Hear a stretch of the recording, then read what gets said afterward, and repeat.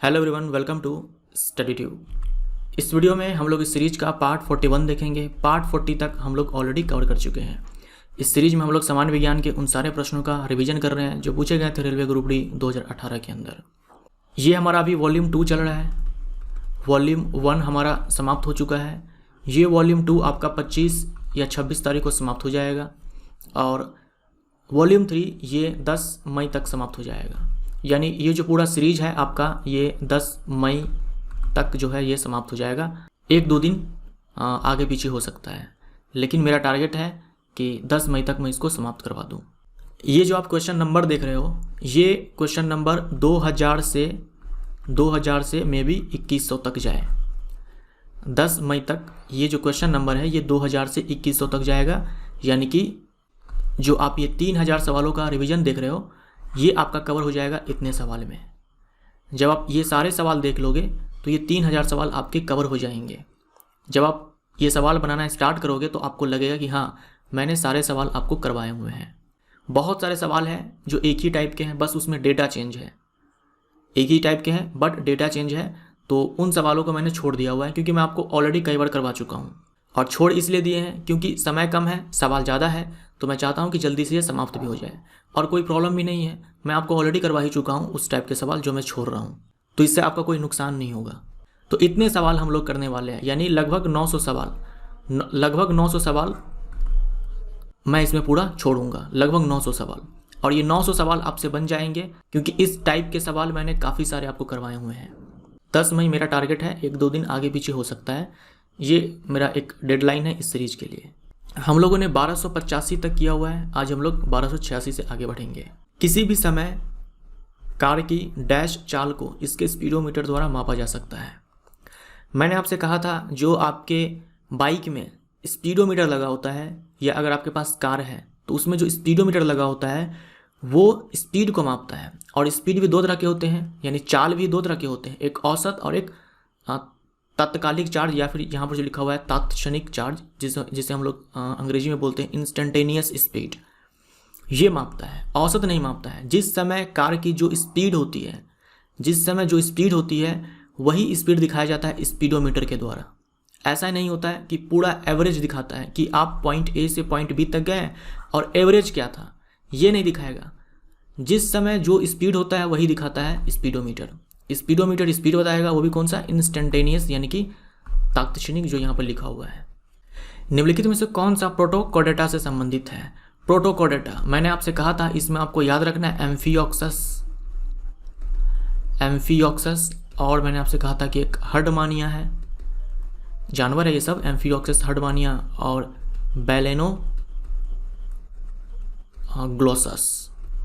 Balanoglossus.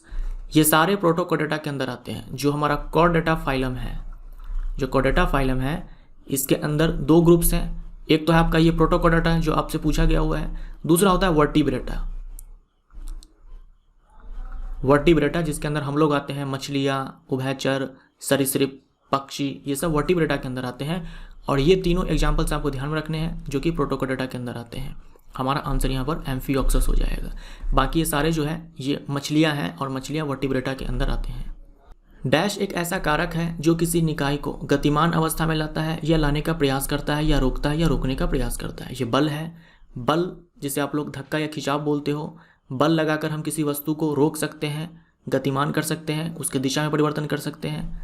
बल हमारा यहाँ पर राइट आंसर हो जाएगा।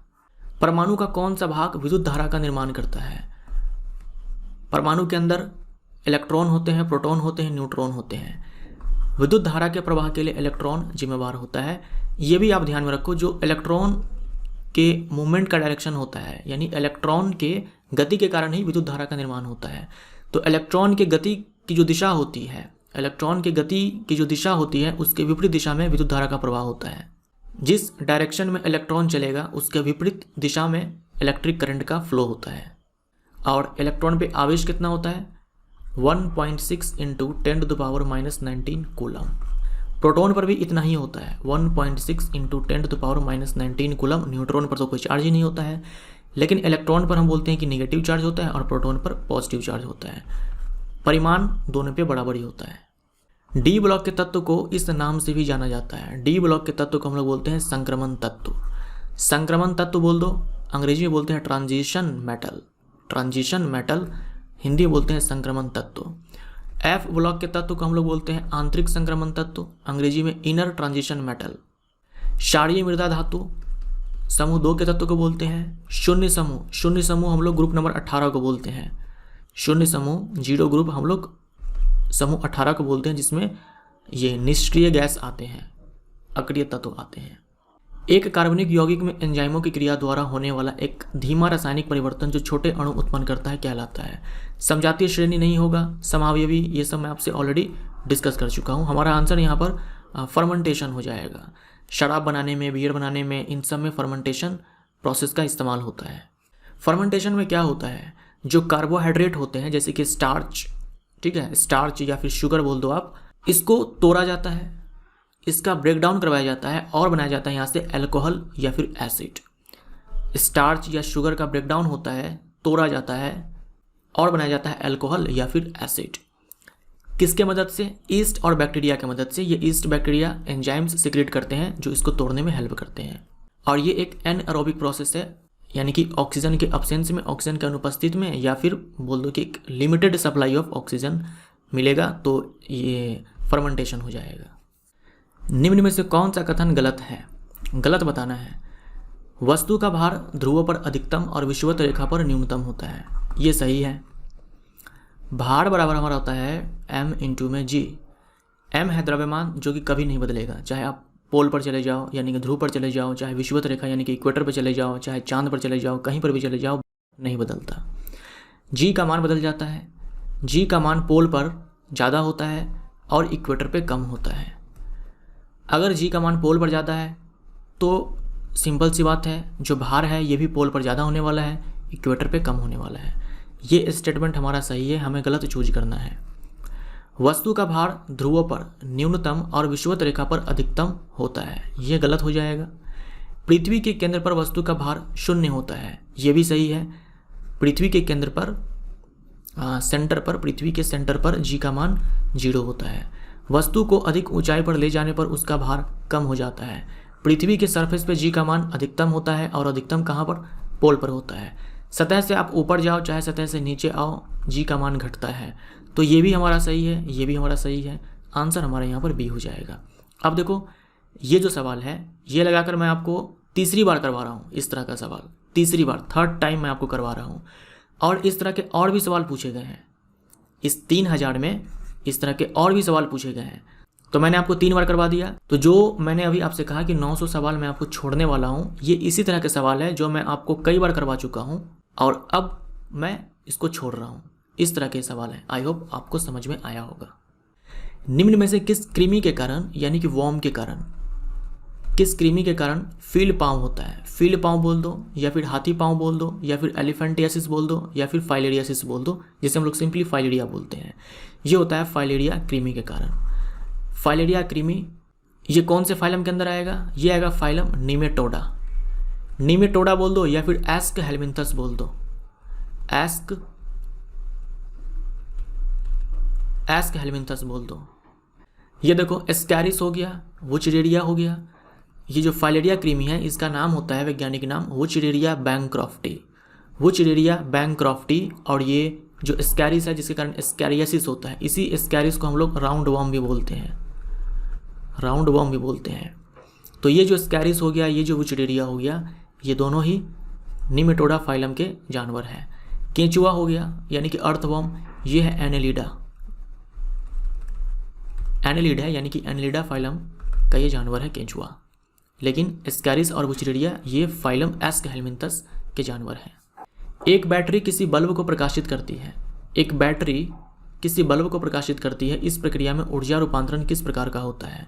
बैटरी के अंदर रासायनिक ऊर्जा होती है और ये रासायनिक ऊर्जा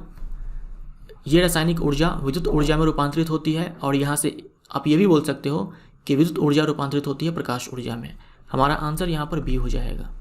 बैटरी में रासायनिक ऊर्जा होती है जो कि विद्युत ऊर्जा में बदलती है। उसके बाद ये विद्युत ऊर्जा प्रकाश ऊर्जा में कन्वर्ट होती है। क्योंकि बल्ब यहाँ पर प्रकाशित हो रहा है ना, तो हम बोल सकते हैं कि विद्युत ऊर्जा प्रकाश ऊर्जा में भी बदलती है।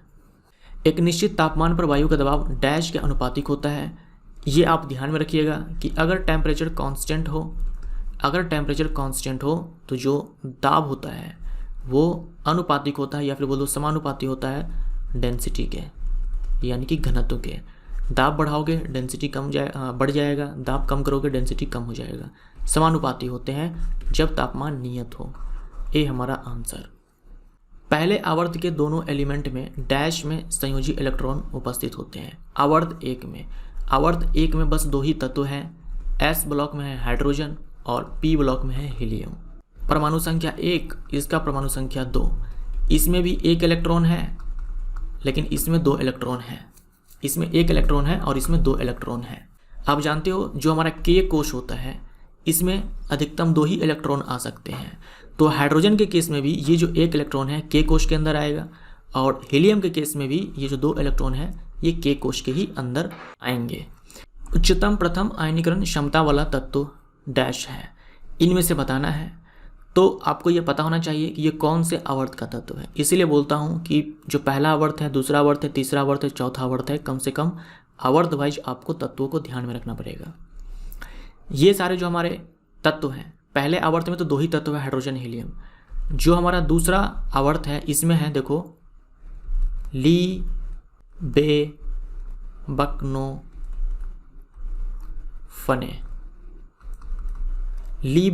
फने, ये है एस ब्लॉक के तत्व, बाकी सारे ये है पी ब्लॉक के तत्व।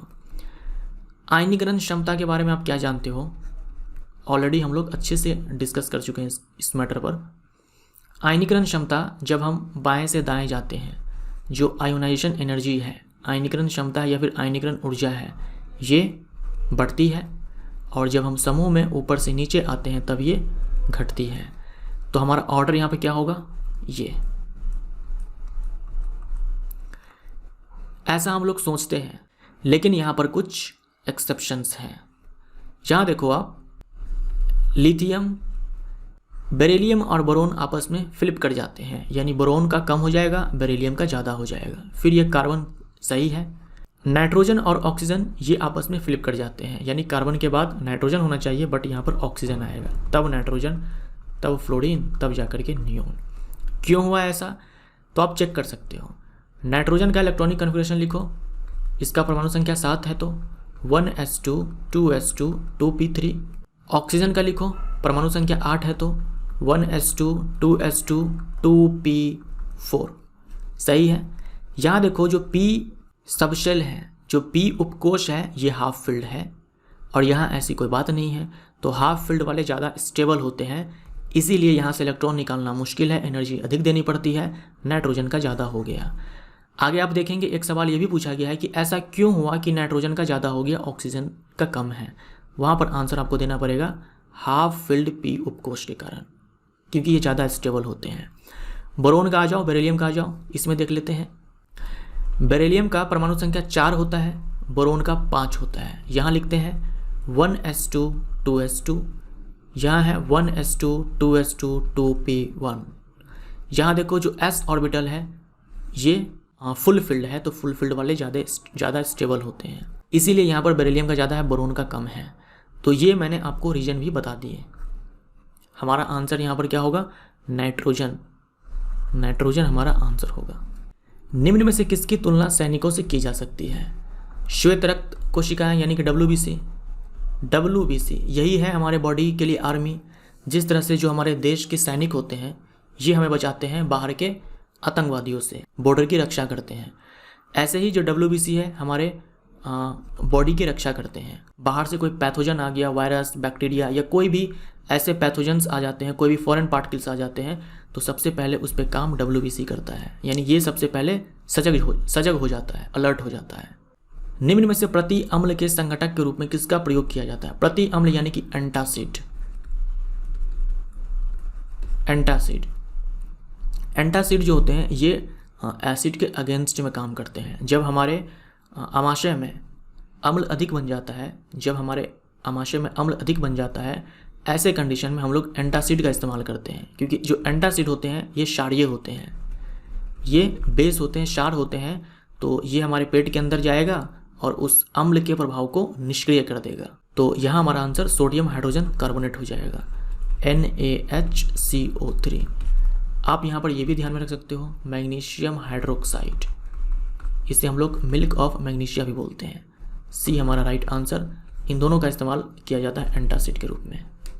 निम्न तत्वों में से कौन सा अपचायक कारक यानी कि रिड्यूसिंग एजेंट नहीं है? जो रिड्यूसिंग एजेंट होते हैं ये इलेक्ट्रॉन को लॉस करते हैं, इलेक्ट्रॉन को खोते हैं, इलेक्ट्रॉन को देते हैं। जिसने इलेक्ट्रॉन दिया वो हो जाएगा अपचायक और जिसने लिया वो हो जाएगा उपचायक। तो जो धातु होते हैं उनमें इलेक्ट्रॉन खोने की क्षमता होती है, तो जस्ता ये नहीं होगा, सोडियम ये नहीं होगा। ये दोनों धातु है तो इनके पास इलेक्ट्रॉन खोने की क्षमता है, तो ये दोनों कट जाएंगे।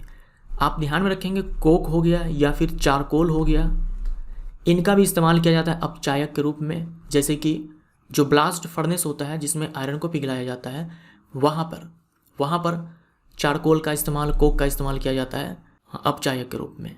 ब्लास्ट फर्नेस के अंदर जो आयरन का स्मेल्टिंग किया जाता है वहाँ पर कोक चारकोल का इस्तेमाल किया जाता है अपचायक के रूप में, रिड्यूसिंग एजेंट के रूप में। क्लोरीन हमारा आंसर हो जाएगा। क्लोरीन क्या है? ये अधातु है। अधातु के पास क्षमता होती है इलेक्ट्रॉन लेने की, तो चाहे क्लोरीन हो गया, फ्लोरीन हो गया, ये सारे उपचायक हैं यानी कि ऑक्सीडाइजिंग एजेंट हैं। डैश पादप हार्मोन नहीं है? Auxin, gibberellin, abscisic acid, ethylene, उसके बाद साइटोकाइनिन, ये 5 पादप हार्मोन्स होते हैं। ये तीनों ही पादप हार्मोन्स हैं। एड्रीनालिन को हम लोग इमरजेंसी हार्मोन भी बोलते हैं, इसे हम लोग इमरजेंसी हार्मोन भी बोलते हैं। किस ग्रंथि के द्वारा ये हार्मोन बनाया जाता है? वो है एड्रीनल ग्लैंड जो हमारे किडनी के जस्ट ऊपर है। निम्न में से कौन सा उत्तक युग्म संवहनी बंडल का गठन करता है? वैस्कुलर बंडल के अंदर आपका आएगा जाइलम और फ्लोएम, बी हमारा राइट आंसर। विविधता डैश है?